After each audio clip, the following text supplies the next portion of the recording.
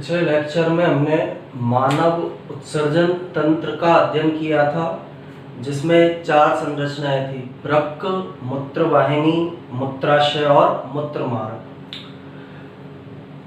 आज हम वृक्क की आंतरिक संरचना का अध्ययन करेंगे। जो किडनी या वृक्क होता है, उसमें आंतरिक रूप से कौन कौन से भाग पाए जाते हैं, उनकी स्टडी हमें अब इस लेक्चर के अंदर करनी है। तो इसमें सबसे पहले हम एक डायग्राम के थ्रू इसे समझें।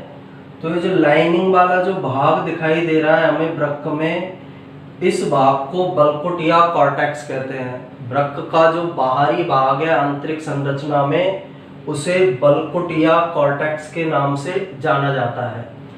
बार बार वाला जो पार्ट होगा वृक्क का, उसे बल्कुट या कॉर्टेक्स कहेंगे। और बीच वाला जो भाग होगा बल्कुट या कॉर्टेक्स के बाद जो ये भाग दिखाई दे रहा है, इस भाग को मध्यांश या मेडुला कहा जाता है। तो वृक्क आंतरिक रूप से 2 प्रमुख भागों में विभाजित होगा: बाहरी भाग बल्कुट या कॉर्टेक्स और बीच वाला भाग मध्यांश या मेडुला। अब ये दोनों शब्दों को हमें याद रखना है, कॉर्टेक्स और मेडुला।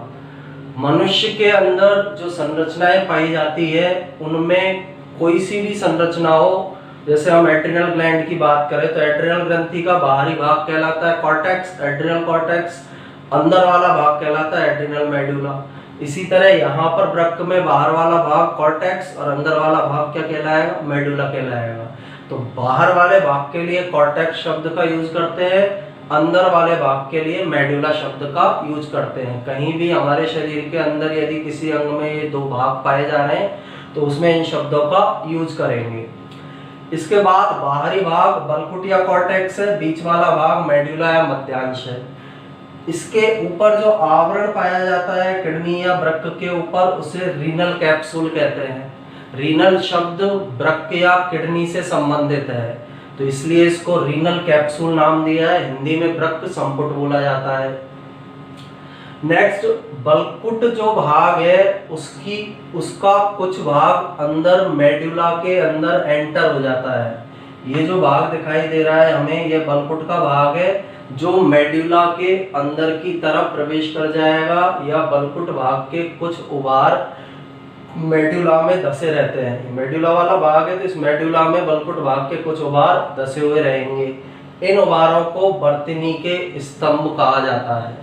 ये बल्कुट भाग के उभार है जो मेडुला के अंदर धस चुके हैं, इसलिए इन्हें हम बोलेंगे वर्तनी के स्तंभ के नाम से इनको जाना जाता है।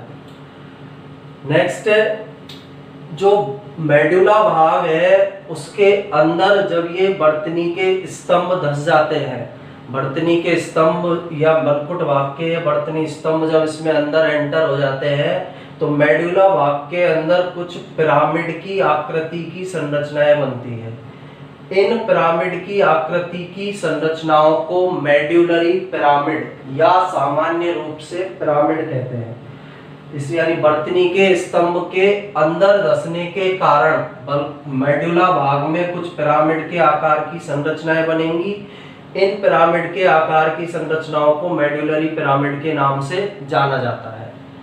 ये इसकी स्ट्रक्चर है। अब जो ये मेडुलरी पिरामिड बने हैं, इनमें यूरिन का फॉर्मेशन होगा। अभी हम आगे पढ़ेंगे। वृक्क की संरचनात्मक और क्रियात्मक इकाई है वृक्क नलिका या नेफ्रॉन, वो इनके अंदर पाई जाएगी। वृक्क नलिका या नेफ्रॉन यूरिन को बनाएगी। उस यूरिन को ये आगे भेजने के लिए माइनर कैलिक्स का यूज लेते हैं। यानी मेडुलरी पिरामिड है, इन सब में से रेड कलर के जो दिखाई दे रहे हैं माइनर कैलिक्स निकल रहे हैं। यानी हर पिरामिड की एक ओपनिंग होती है जिसे हम माइनर कैलिक्स बोलेंगे। सभी माइनर कैलिक्स आपस में मिल जाते हैं, जैसे 2 माइनर कैलिक्स मिले, 3 मिले, 2 मिले, और मेजर कैलिक्स का निर्माण करते हैं। और मेजर कैलिक्स पेल्विस भाग के अंदर खुल जाता है। मूत्रवाहिनी का जो चौड़ा कीपनुमा भाग होता है पेल्विस, उसके अंदर ये मेजर कैलिक्स खुलता है, जिससे जो यूरिन है इन मेडुलरी पिरामिड से पहले आएगा माइनर कैलिक्स में, माइनर से आएगा मेजर कैलिक्स में, मेजर कैलिक्स से आएगा पेल्विस भाग में, पेल्विस भाग से फिर मूत्रवाहिनी में आ जाता है। तो इसकी स्ट्रक्चर है कि किस तरह की स्ट्रक्चर इसके अंदर पाई जा रही है। अब स्टार्टिंग से देखते हैं। वृक्क के चारों ओर संयोजी ऊतक का आवरण उपस्थित होता है। ये एनवलप पूरा दिखाई दे रहा है हमें, संयोजी ऊतक का एक आवरण है। इस आवरण को रीनल कैप्सूल या वृक्क संपुट कहते हैं। वृक्क के चारों ओर जो एनवलप या आवरण पाया जा रहा है, वृक्क संपुट या रीनल कैप्सूल उसे बोला जाता है। वृक्क से रिलेटेड वर्ड है रीनल, क्योंकि जब आर्टरी या धमनी थी उसको बोला था हमने रीनल आर्टरी, जो शिरा थी उसको बोला था हमने रीनल वेन। तो वृक्क से संबंधित जो संरचनाएं हैं उनके लिए हम रीनल शब्द का उपयोग करते हैं। जैसे यकृत से संबंधित संरचनाओं के लिए हम हेपेटिक शब्द का यूज करते हैं, उस तरह वृक्क से संबंधित संरचनाओं के लिए हम रीनल शब्द का उपयोग करेंगे। तो वृक्क संपुट पाया जाएगा। इसके बाद वृक्क की संरचना के दो प्रमुख भाग है। बाहरी भाग बल्कुट या कॉर्टेक्स कहलाता है, आंतरिक भाग मध्यांश या फिर मेडुला कहलाता है। बाहरी भाग बल्कुट या कॉर्टेक्स, आंतरिक भाग मध्यांश या फिर मेडुला। फर्स्ट भाग बल्कुट या कॉर्टेक्स, रंग गहरा लाल होता है। इस बल्कुट या कॉर्टेक्स वाले भाग का कलर गहरा लाल होगा। बल्कुट या कॉर्टेक्स वाला जो भाग है गहरे लाल रंग का पाया जाता है। कणिका में होता है। जो बल्कुट भाग है उसमें कणिकाएं दिखाई देंगी, कणिका में ये भाग होगा, और कणिका में होने का कारण है इसका मैलपीगी काय की उपस्थिति। और मैलपीगी काय या मैलपीगी बॉडी क्या होती है? नेफ्रॉन जो वृक्क की क्रियात्मक और संरचनात्मक इकाई है उसका एक भाग मैलपीगी काय है, जो बोमेन संपुट और ग्लोमेरुलस से बनता है। यानी बोमेन वृक्क नलिका में बोमेन संपुट और ग्लोमेरुलस आपस में मिलकर मैलपीगी काय बनाते हैं। अभी आगे और स्ट्रक्चर पढ़ेंगे हम। नेक्स्ट हमारा टॉपिक वृक्क नलिका नेफ्रॉन की संरचना है, उसमें और मैलपीगी काय को डिटेल से देखेंगे। अभी केवल इतना याद रखना है, मैलपीगी काय जो है वृक्क नलिका का या नेफ्रॉन का एक भाग है, और उसकी उपस्थिति के कारण बल्कुट भाग कणिका में दिखाई देता है। और बल्कुट के कुछ उभार मेडुला में धसे रहते हैं।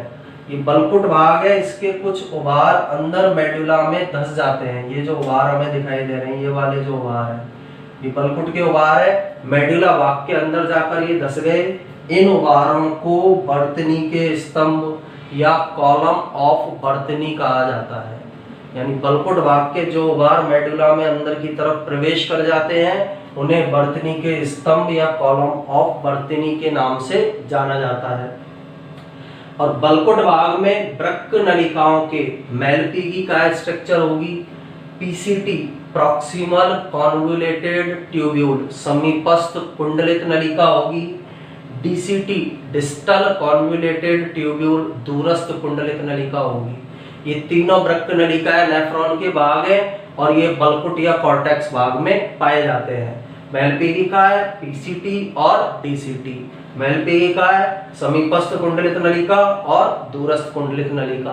तो ये तीनों भाग किडनी के बल्कुट या कॉर्टेक्स भाग में पाए जाते हैं। किसके भाग है? वृक्क नलिका या नेफ्रॉन के ये भाग होते हैं। फिर सेकंड भाग है वृक्क का मध्यांश या मेडुला। आंतरिक भाग होता है, ये जो अंदर वाला पूरा भाग है ये मध्यांश या फिर मेडुला है। बर्तनी के स्तंभ के कारण इसमें शंकु के आकार की संरचना बनती है। अब जो बल्कुट भाग के बल्कुट का कुछ हिस्सा इनमें अंदर धसा था, उन्हें हमने नाम दिया था बर्तनी के स्तंभ। तो बर्तनी के स्तंभ जब इसमें अंदर प्रवेश कर जाते हैं तो उसके कारण इसमें पिरामिड की आकृति की संरचना बन जाती है। ये पिरामिड की आकृति की स्ट्रक्चर बन गई। इन संरचनाओं को मेडुलरी पिरामिड या फिर पिरामिड कहते हैं। फिर बर्तनी के स्तंभ अंदर आए जिसके कारण इसमें पिरामिड की आकृति की स्ट्रक्चर बनी, जिन्हें हम मेडुलरी पिरामिड या पिरामिड कहते हैं। पिरामिड एक प्यालेनुमा गुहा में स्थित होते हैं। अब जो ये पिरामिड है, इस तरह की जो स्ट्रक्चर हमें दिखाई दे रही है, ये पिरामिड है। ये पिरामिड भी एक प्यालेनुमा भाग में, इस तरह के प्यालेनुमा भाग के अंदर स्थित होंगे। इन प्यालेनुमा भागों को हम कैलिक्स कहते हैं, या फिर सीधा ये बोल सकते हैं पिरामिड की ओपनिंग जिस संरचना में होगी, पिरामिड जिस संरचना में खुलेंगे उन्हें हम कैलिक्स कहते हैं। इन स्ट्रक्चर को कैलिक्स कहा जाता है। ये पिरामिड है और पिरामिड एक प्याले के समान स्ट्रक्चर में खुलेंगे, इन स्ट्रक्चर को हम कैलिक्स कहते हैं। कैलिक्स के भी दो प्रकार होते हैं, एक माइनर कैलिक्स और एक होता है मेजर कैलिक्स। माइनर कैलिक्स प्रत्येक पिरामिड से एक एक कैलिक्स निकलेंगे, वो माइनर कैलिक्स है। और बहुत सारे माइनर कैलिक्स आपस में मिलकर जब एक कैलिक्स बनाते हैं बड़ा वाला, तो उसे हम मेजर कैलिक्स कहते हैं। सिंपल सा याद रखना है, बल्क जो पिरामिड है उसकी जो ओपनिंग है उसे कैलिक्स कहा जाता है। पहले छोटी ओपनिंग होगी, बाद में सब छोटी छोटी ओपनिंग या कैलिक्स आपस में मिलकर बड़ी ओपनिंग बना लेंगे। छोटी ओपनिंग को हम माइनर कैलिक्स कहते हैं, बड़ी ओपनिंग को मेजर कैलिक्स कहा जाता है। कैलिक्स आपस में मिलकर पेल्विस में खुलते हैं। माइनर कैलिक्स मेजर कैलिक्स आपस में मिले और पेल्विस भाग के अंदर खुल गए। पेल्विस भाग क्या है उसके बारे में हम पढ़ चुके। मूत्र वाहिनी का किडनी के अंदर उपस्थित चौड़ा और कीपनुमा भाग पेल्विस कहलाता है। तो ये सभी कैलिक्स जो है आपस में मिलकर पेल्विस भाग के अंदर खुल जाते हैं। पेल्विस मूत्र वाहिनी में खुलता है। ये चौड़ा और कीपनुमा जो भाग है यह मूत्र वाहिनी के अंदर खुल जाएगा।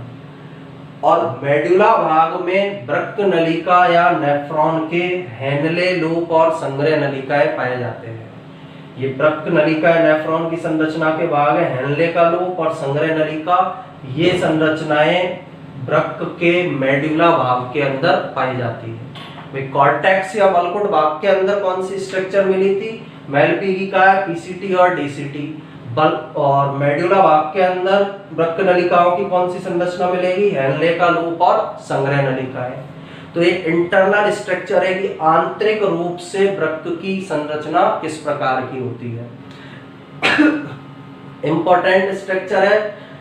क्रियाविधि जब हम पढ़ेंगे तो उसमें हमें इस स्ट्रक्चर के बारे में पूरा पता होना चाहिए। एक बार फिर से रिपीट करता हूं, आवरण जो मिलेगा किडनी पर रीनल कैप्सूल कहलाएगा। दो भागों में बटी हुई है किडनी। बाहरी भाग बलकुट या कॉर्टेक्स होता है, आंतरिक भाग मेडुला या मध्यांश कहलाता है। बाहरी भाग बलकुट या कॉर्टेक्स का आउटर पार्ट, बीच वाला भाग मध्यांश या फिर मेडुला है। बलकुट कलर गहरा लाल होगा। मेलपीगी का उपस्थित होते हैं वृक्क नलिकाओं का एक भाग मेलपीगी का है, इसलिए कणिका में दिखाई देगा। कुछ उभार मेडुला में धसे रहते हैं, ये बलकुट के उभार है, ये मेडुला में धसे रहेंगे, जिन्हें हम बर्तनी के स्तंभ या कॉलम ऑफ बर्तनी बोलते हैं। वृक्क नलिकाओं के तीन भाग इसमें मिलते हैं बलकुट भाग में। मेलपीगी का है पीसीटी और डीसीटी। मेलपीगी का है समीपस्थ कुंडलित नलिका और दूरस्थ कुंडलित नलिका। मेडुला भाग बर्तनी के स्तंभ जब इसमें अंदर एंटर कर गए तो इसमें पिरामिड की आकृति की संरचना बनी, जिन्हें मेडुलरी पिरामिड कहते हैं। शंकु के आकार की स्ट्रक्चर बनती है, जिन्हें हम मेडुलरी पिरामिड कहेंगे। पिरामिड एक प्याले नुमा गुहा में स्थित, ये पिरामिड की ओपनिंग होती है, प्याले नुमा गुहा में ओपनिंग होगी। ये जो प्याले नुमा गुहा है या पिरामिड की जो ओपनिंग है उन्हें कैलिक्स कहते हैं। दो प्रकार के होते हैं, माइनर और मेजर। हर पिरामिड से जो ओपनिंग निकलेगी माइनर कैलिक्स, और माइनर कैलिक्स आपस में मिलकर कौन सा कैलिक्स बनाती है? Major calyx. कैलिक्स के बाद आपस में कैलिक्स मिल जाते हैं, पेल्विस भाग में खुलेंगे। मूत्र वाहिनी का चौड़ा कीपनुमा भाग है उसके अंदर खुल जाते हैं, और पेल्विस मूत्र वाहिनी में खुल जाता है। मेडुला भाग के अंदर वृक्क नलिकाओं के हेनले लूप और संग्रह नलिकाएं पाए जाते हैं। तो ये वृक्क की इंटरनल स्ट्रक्चर या आंतरिक संरचना के बारे में है।